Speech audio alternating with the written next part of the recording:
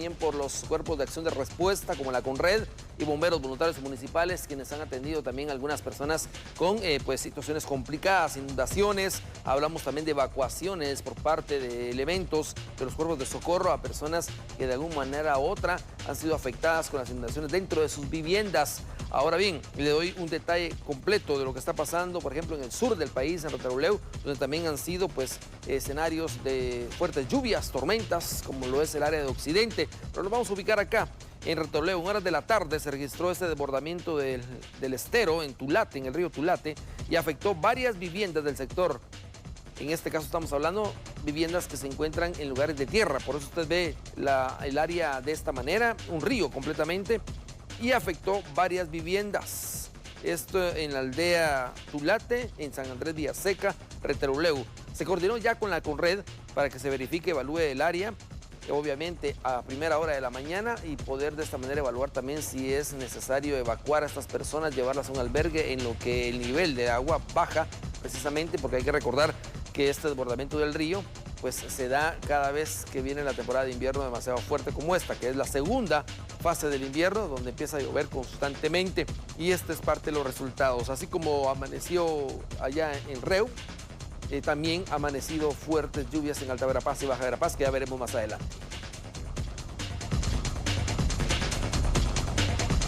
Pública y sobre todo en las carreteras. Hablemos de la ruta al Atlántico. Pues resulta que esta información nos la ha trasladado Provial, a quienes agradecemos estas imágenes, porque se está atendiendo precisamente un percance vial que ocurrió en el kilómetro 68 de la CA9 Norte, más conocida como ruta al Atlántico. Pues acá está involucrado un tráiler, el cual se salió de la pista y pues fue a dar específicamente a este lugar. Afortunadamente solo hay daños materiales, sin embargo sabemos que está obstruyendo un carril completo, que es el carril izquierdo que va con dirección hacia el sur.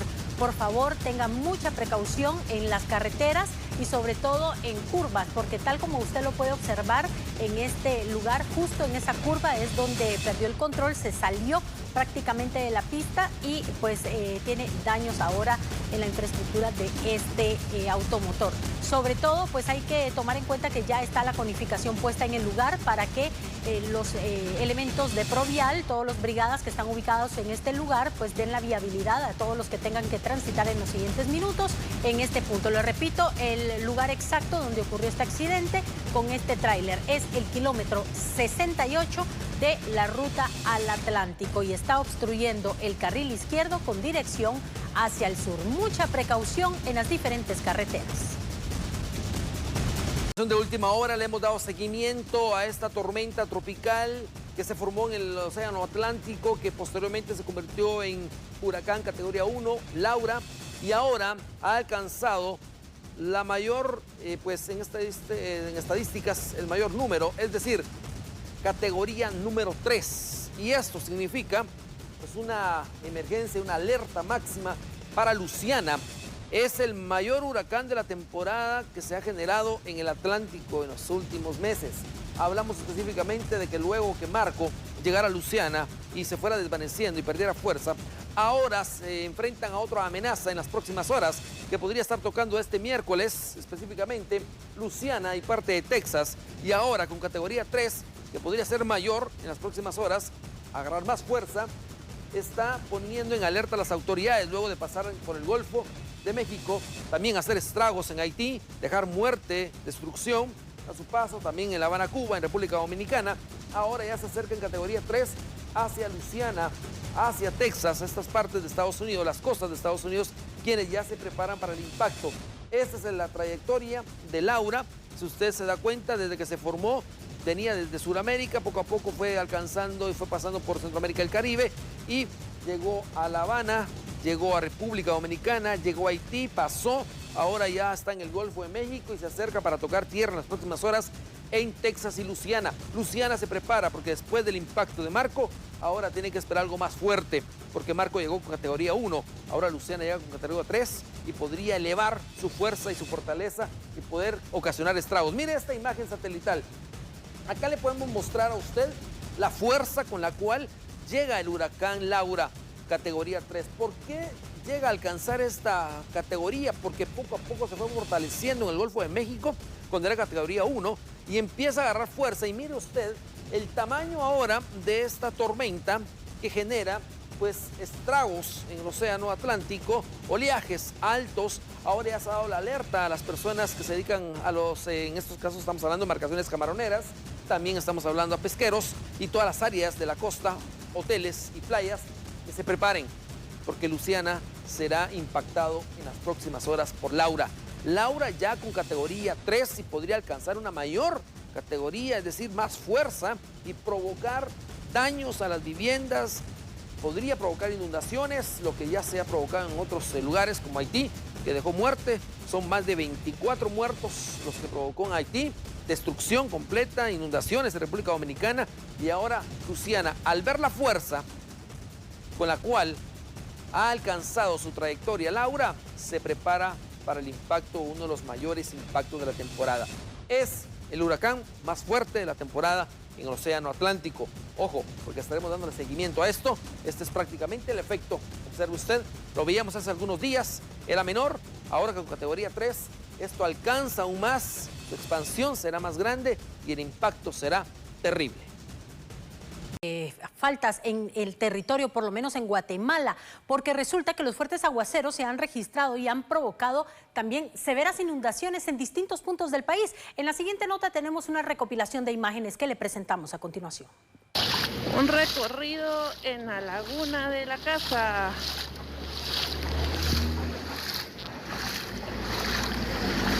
El agua nos llega hasta las rodillas.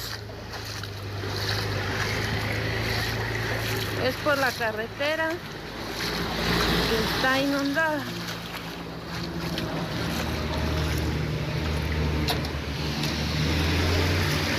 La fuerte lluvia registrada pasado el mediodía dejó estragos en la carretera interamericana, específicamente sobre el kilómetro 48.9. En el lugar se registró una gran inundación que incluso se extendió a las viviendas que se ubican en los alrededores. El agua entró a las casas dejando cuantiosos daños materiales a los propietarios. Lo mismo ocurrió en San Miguel Morazán, en el Tejar Chimaltenango. Las calles se inundaron y en las avenidas se formaron verdaderos ríos que provocaron problemas para el tránsito vehicular. Pero sin duda, el área más afectada de Chimaltenango fue la colonia El Calvario de El Tejar, donde los vehículos fueron cubiertos por completo por una laguna que formó un fuerte aguacero que afectó esa comunidad. En Villacanales, los automóviles tuvieron que circular en medio de fuertes correntadas que cubrieron las principales calles y avenidas del municipio. Severas inundaciones también se registraron en las diversas áreas de la ciudad colonial. En San Felipe de Jesús, 2 mototaxis que transportaban pasajeros tuvieron que ser auxiliados por policías municipales. Todo el centro de la aldea quedó bajo el agua. Luego de los fuertes aguaceros registrados en diferentes comunidades del país, el municipio de Patzún, Chimaltenango, por segunda vez en este 2020, fue afectado por vientos huracanados que destruyeron los techos de varias viviendas y también varios terrenos con milpa. Esta última fue quebrada debido al fuerte ventarrón. Nacionales, el Ministerio Público informará a los jueces que ordenaron la captura de Alejandro Sinibaldi que el exfuncionario se entregó a la justicia para resolver su situación jurídica en varios casos penales. En los próximos días, las diferentes fiscalías del Ministerio Público que solicitaron la captura del exministro de Comunicaciones, Infraestructura y Vivienda, Alejandro Sinibaldi, deberán informar a los jueces penales que el exfuncionario tomó la decisión de entregarse a las autoridades para contar su verdad y resolver su situación legal en los tribunales de justicia. El exministro fue presentado en el Juzgado B de Mayor Riesgo, pues fue en esa judicatura donde se pidió la primera orden de captura. Su primera declaración iniciará el jueves 27 de agosto. El Ministerio Público debe informar al Juzgado de Mayor Riesgo D, Juzgado 11º de Primera Instancia y Juzgado 4º de Primera Instancia Penal que el exfuncionario del gobierno del Partido Patriota se entregó y tiene toda la intención de presentarse ante los jueces competentes para defenderse de los señalamientos del Ministerio Público. De manera escrita, los jueces podrían ser notificados por el ente encargado de la persecución penal que Alejandro Sinibaldi está en Guatemala, recluido en una de las cárceles del sistema penitenciario. El primer caso que enfrentará el exministro de Comunicaciones, Infraestructura y Vivienda este jueves 27 de agosto en el Juzgado B de Mayor Riesgo podría ser a puerta cerrada. Bueno, los abogados defensores del caso Chimaltenango pidieron al juez dejarlos en libertad a sus patrocinados, esto por falta de mérito. En este proceso, según la investigación preliminar de la Fiscalía contra la Corrupción del Ministerio Público, trabajadores del Estado y particulares sustrajeron y malversaron más de 450 millones de quetzales con la construcción del megaproyecto del libramiento de Chimaltenango en el gobierno anterior. El jefe de la Fiscalía, Estuardo Campos, le pidió al juez tercero del ramo penal, Maynor Moto, que los 28 sospechosos queden ligados a proceso, es decir, que sean investigados por la posible comisión de diferentes delitos. Una petición que rechazaron los primeros abogados defensores en tomar la palabra al considerar que los indicios criminales que obtuvo el Ministerio Público son insuficientes para demostrar un delito. Las 4 personas que firman son responsables solidariamente, cuando la acción penal es personalísima. ¿Y por qué es responsable mi cliente? Porque firmó. Y la estimación de trabajo que firmó, que donde se pagó supuestamente de más el replanteo, bien interesante. Mi cliente tiene su nombramiento el 12 de octubre del 2015 y esa estimación es de agosto del 2015 y él es el responsable por haber firmado. Una petición que rechazaron los primeros abogados defensores en tomar la palabra al considerar que los indicios criminales que obtuvo el Ministerio Público son insuficientes para demostrar un delito. El juez del caso, Maynor Moto, tiene previsto terminar la primera declaración de los 28 sindicados antes del martes 15 de septiembre. En la tercera semana del próximo mes, los 28 sospechosos conocerán si quedan sujetos a una investigación de la Fiscalía contra la Corrupción y posiblemente en prisión preventiva o queden en libertad a través de una falta de mérito.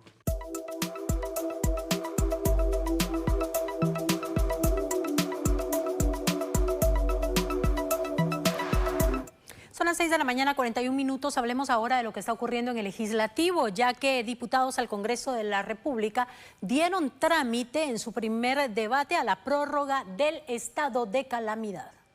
Luego de 5 horas de discusión, diputados del Congreso de la República dieron trámite en primer debate al Acuerdo Gubernativo 17-2020 que contiene la 6ª prórroga del estado de calamidad ante la emergencia del COVID-19. Sin embargo, durante la sesión surgieron 2 polémicas, pues algunos diputados indicaron que se avanzó en este punto sin que se haya aprobado el orden del día. Además, señalaron que a pesar de que el tablero electrónico marcaba la presencia de 81 congresistas, se observaron menos en el hemiciclo. La primer vicepresidente del Parlamento aclaró estos puntos. Sí, la ley nos indica que si viene del Ejecutivo y hay una sesión plenaria, se tiene que conocer. ¿Para cuándo vuelven a convocar? El día de mañana a las 2 de la tarde. Diputada, en este caso había muchos congresistas que argumentaban que no estaban los 81 diputados en el hemiciclo parlamentario. Sí, sí estaban en el tablero 81 diputados, por eso fue que se terminó la respuesta. Los congresistas fueron convocados para este miércoles a las 14 horas con el fin de continuar la discusión sobre El caso de la pandemia por Guatemala, tras la baja en los casos, varios municipios del departamento de Guatemala podrían pasar a alerta naranja. El departamento de Guatemala ha sido el más perjudicado por la propagación del COVID-19, según el tablero del Ministerio de Salud Pública y Asistencia Social. Hay 40.180 casos acumulados desde el 13 de marzo de este año.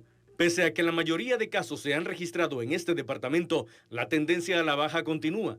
Chuarrancho pasó de estar en alerta roja a naranja por la reducción de casos en los recientes 15 días. Este sería el primero en mostrar una tendencia considerable a la baja si la misma continúa. Pronto, varios municipios podrían bajar el nivel de alerta. Según la tabla de análisis, actualmente el 20 o 30% de pruebas salen positivas.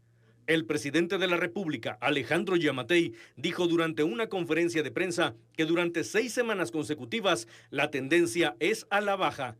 El mandatario aprovechó para alentar a la población a no bajar la guardia y continuar cuidándose del virus. También se informó que en este momento sigue siendo Izabal el departamento con la incidencia más alta de casos positivos.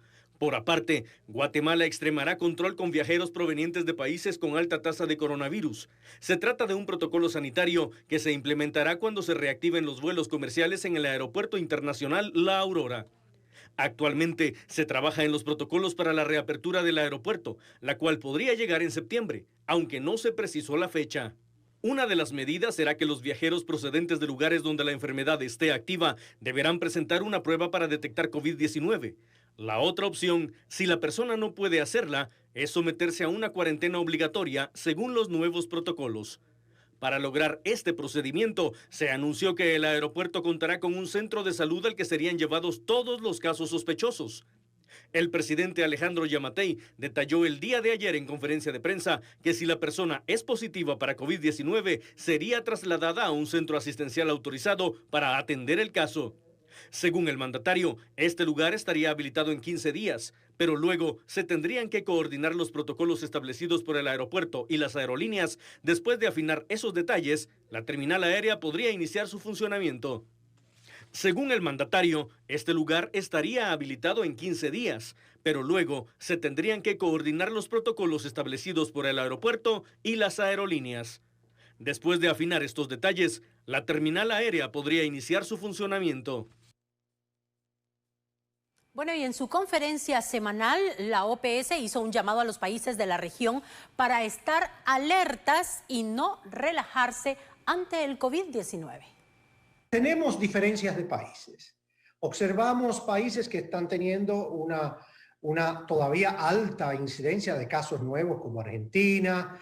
Hemos visto que Costa Rica también ha hecho picos. Entonces, pero hay países como Chile, Uruguay, que han aplanado la curva y hoy tienen mucho menos reportes de casos. Incluso el mismo Brasil muestra una tendencia hacia la baja. Ahora, lo importante es no pensar que porque vamos bajando la curva o aplanando, esto va a pasar.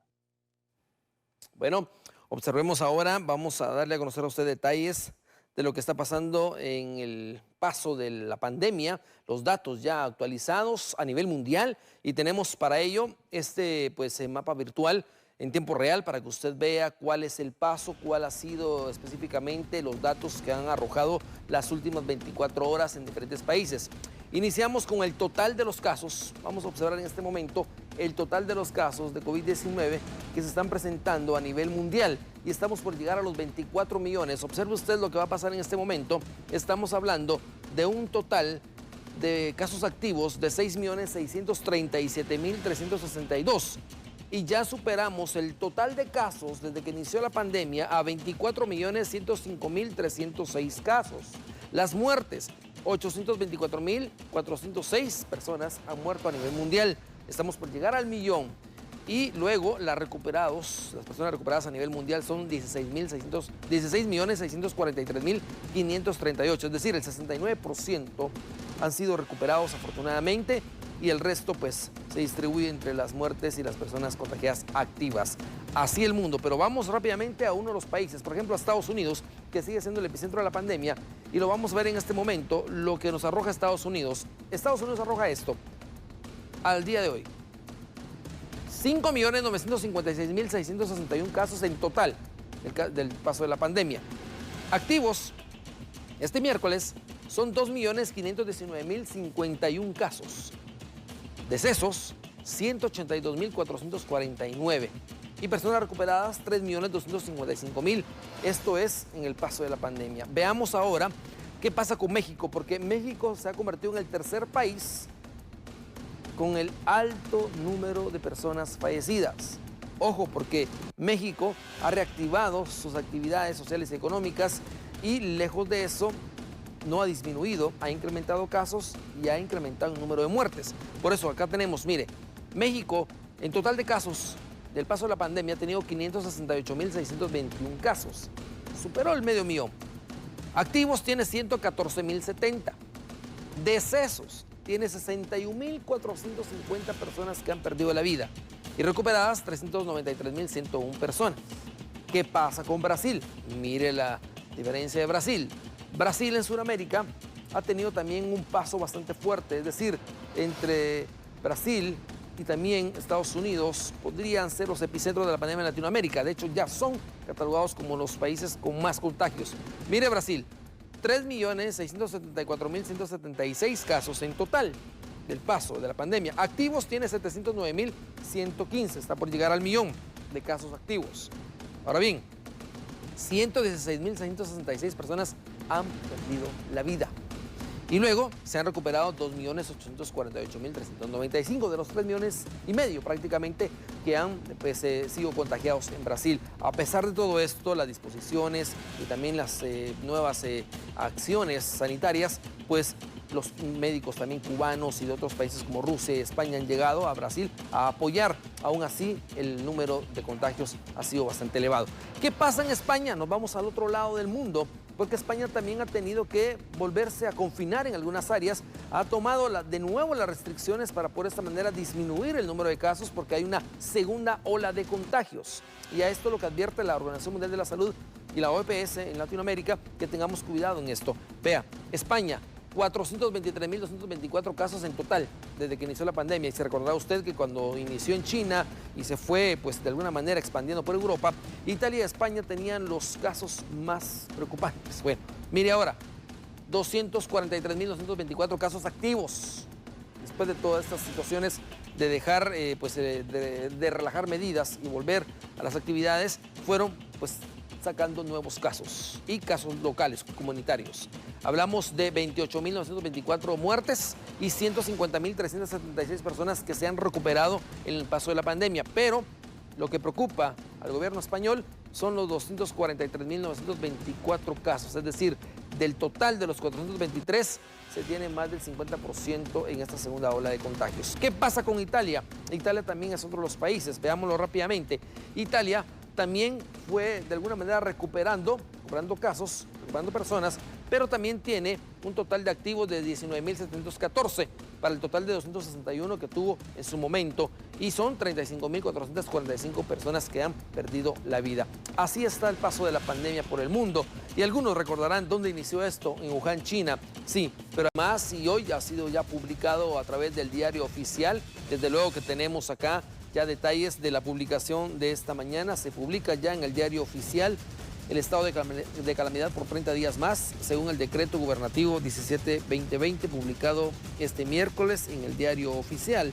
Hay que tomar en cuenta que esto pues ya ha sido discutido por los diputados y ahora se da por 30 días más el estado de calamidad, con lo cual se continuará con las medidas sanitarias, también la prórroga, la justificación, la implementación del sistema de alertas sanitarias, el semáforo también de alertas, para poder de esta manera también ir poco a poco recuperando la actividad económica en cada uno de los departamentos y municipios, también los medicamentos esenciales para combatir la pandemia, la atención en centros hospitalarios y también centros temporales. Y esto ha sido pues prácticamente el trabajo que se ha realizado desde el pasado 5 de marzo, cuando inició el primer estado de calamidad, y a hoy se vuelve a ratificar por 30 días más. Ya que la gremial de transporte extraurbano de pasajeros trabajará un estudio y también un análisis técnico para establecer nuevas tarifas para rutas cortas y largas, mismas que no se actualizan desde hace 8 años. La actualización de nuevas tarifas para el transporte extraurbano en rutas cortas y largas podría estar en un término de 2 meses, luego de la realización de un estudio técnico para obtener datos reales sobre el tiempo de recorrido, gasto de operaciones, insumos y otros, para establecer un nuevo costo al pasaje post-COVID. Estos datos se analizan en una mesa de trabajo entre representantes de empresas del transporte extraurbano, el viceministro de Transporte y la Dirección General de Transporte. Es por eso de que se acordó en esa mesa de trabajo contratar expertos en la materia para poder llegar a un término en donde tanto las autoridades que rigen el transporte extraurbano como los señores transportistas podamos tener datos bastante reales, exactos, en lo cual nos permita ya fijar una tarifa siempre de acuerdo a la ruta, tomando en cuenta la topografía del terreno, ¿verdad? Y los costos operativos que obviamente de ese mismo estudio van a aportarnos insumos muy importantes que nos van a permitir a todos tener ya nuevas tarifas hacia el público. Eso honestamente fue lo que acordamos en la mesa de trabajo, que en este momento se estaría aplicando la tarifa COVID, y al tener ya una tarifa real de los costos de operaciones por kilómetro, se iniciaría a cobrar la nueva tarifa. pero tenemos que tomar también en cuenta que hay empresas que su recorrido es de mediano alcance y otros de rutas muy largas, ¿verdad? Empresas que van hasta el Petén, otras que van hasta la frontera con Talismán, Tecumumán, ¿verdad? Entonces sí tenemos que tomar en cuenta, como le digo, muchos factores que van a incidir en el valor real por kilómetro recorrido. La cifra aplicada desde el pasado acuerdo gubernativo en 2012 era de un múltiplo de 25 centavos anual por kilómetro, por lo que se busca una tarifa regulada con el estudio a realizar ante los nuevos gastos e insumos de prevención a COVID-19 y la ocupación del 50% de las unidades mientras dure la alerta roja y naranja en las áreas que transiten. Bueno, también hay que tomar en cuenta lo del subsidio del transporte, y es que ya las negociaciones y también las mesas de diálogo y técnicas que se han realizado buscan, pues, a través del Ministerio de Finanzas, dar a conocer 280 millones de quetzales destinados específicamente para este subsidio y evitar problemas entre usuarios y también transportistas al momento de elevar la tarifa. Subsidio, y el otro que lo ponga, el resto lo pone el pasajero, donde cobran 5 quetzales. De subsidio 3 y que el pasajero pague 2 quetzales, lo que están pagando o menos de lo que han pagado en años anteriores.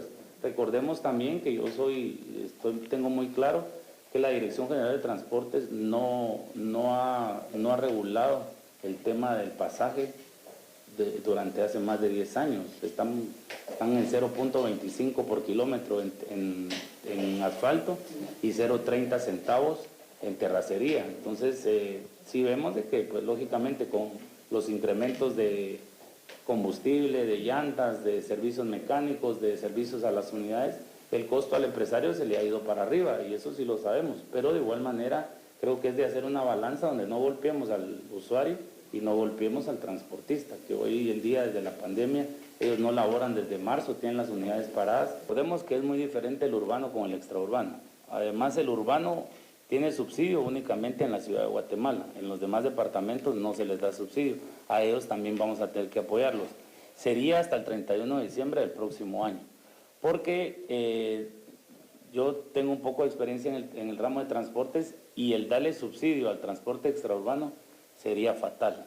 Vendría a afectar tanto a los usuarios como al transportista. Parte del apoyo a los transportistas para que los usuarios del transporte no sean afectados. Estamos bien positivos y anuentes a participar con esta iniciativa de ley para poder conseguir ese aporte en el subsidio únicamente a los 18,000 líneas que tenemos registradas dentro de la Dirección General de Transportes. Esta iniciativa en subsidio que precede el señor diputado Hugo Rodríguez, pues nos alienta a nosotros, puesto que la Dirección General de Transportes, siendo el ente regulador del transporte extraurbano de pasajeros por carretera. Bueno, y vamos a pasar ahora a otro tema. La venta de anillos de graduación es escasa, y esto es debido a las consecuencias que ha traído en el tema económico la pandemia. Sin embargo, las diferentes joyerías esperan que se revierta esta situación en las próximas semanas. Está afectando a Guatemala, pero no solo en joyería, sino que mundialmente la economía, la industria, etcétera, de que no hay venta. Pero poco a poco considero yo que se va a ir incrementando un poquito. En lo que tenemos aquí, que abrimos desde el 15, una persona ha preguntado por anillos de graduación, de ya carrera, y uno por 6º año de primaria. Luego que la cartera educativa señalara que no habrán graduaciones presenciales, la venta de anillos ha descendido. Sin embargo, joyeros mantienen sus esperanzas en aquellos que deseen entregarlo de forma simbólica o de forma virtual. Pues tenemos esperanzas que vengan, porque la gente, el alumno tiene la ilusión de recibir su anillo, ¿verdad? Entonces, pues los papás que hagan una reunión, compren su anillito. Le pedimos a Dios de que si se venda algo, de que va a bajar la venta. Porque la verdad es que ahorita, para empezar, está demasiado silencio. Porque a esta fecha, pues nosotros ya hemos fabricado varios, y ahorita pues no hemos hecho pero ni uno, ¿verdad? Entonces sí, creo que esto sí está duro. ¿Hay alternativas para los padres que sí deseen adquirir el anillo y seguir la tradición de entrega?